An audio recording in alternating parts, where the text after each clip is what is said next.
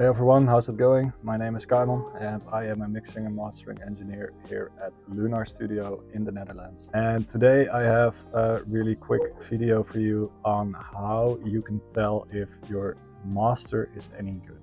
So let's say you've just finished your track, you spent hours in the studio making your track, you send it over to the mastering engineer and you get your master back. First times that you listen to it, you think it sounds good, but it just sounds loud. Today I'm going to show you a quick and easy way of making sure that you can actually hear what your mastering engineer is doing, making sure that he's not just slamming on the limiter and making it loud, and that you can actually hear what was done inside of the master. So let's dive right into it. So here we are inside of Studio One. You can use any DAW that you like, of course. I've loaded in our mixdown. Now this is a track, a drum and bass track that I've just mastered, and this is the mixdown that I received. So basically what you're gonna do is you're gonna load in your mixdown, this that you sent to your mastering engineer. And on the channel I've loaded up one plugin, and that's the only one that we're gonna use, and that's called Metric AB. Now, Metric AB is from Plugin Alliance, but I'm pretty sure there are way more options out there that do the similar thing. But inside of Metric AB, basically what this allows you to do is load in a whole lot of reference tracks. Now, what we're going to do is we're going to load in our mastered version. So I'm going to click down here and I'm going to click on Load Audio File, and I'm going to select the mastered version. So now you can see that the mastered version is loaded in inside of Metric AB. And what we have now is on this channel with the mixdown. So the mixdown is playing inside of the DAW. On this channel, I've loaded in the Metric AB. And inside of Metric AB, I've loaded in our master.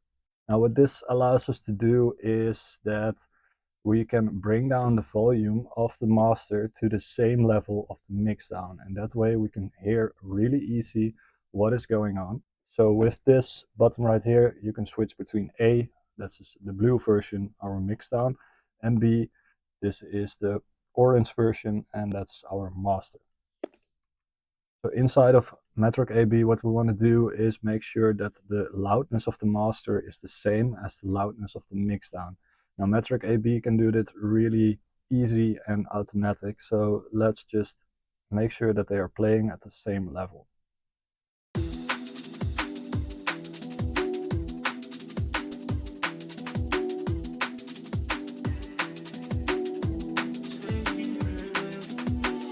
Alright, so I've pressed the match button in loudness, and this made sure that the mastered version was matched with the mixdown version. So it took down the gain with minus 12.9 decibels. So when I now press A, B, this knob here, we can actually switch between the mixdown version and between the mastered version, and we can hear exactly what was changed inside of the master. So let's take a listen. We're going to start on track A. This is the mixdown.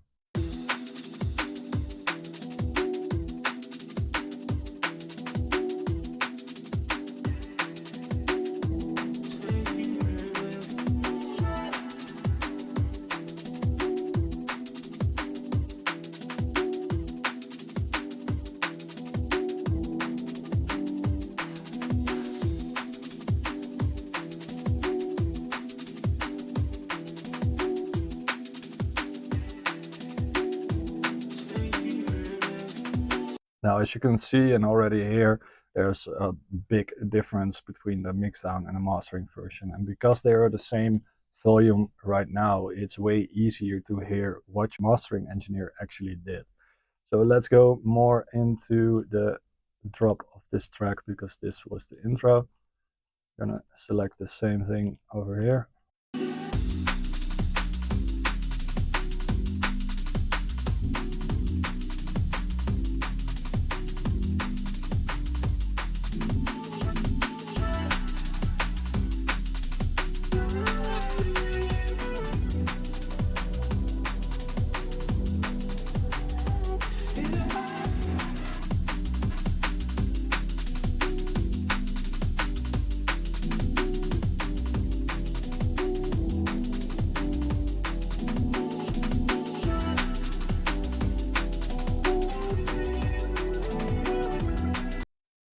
Now inside Metric AB there are a few options that you can check to make sure that you get a better idea and understanding of what was done inside of the master.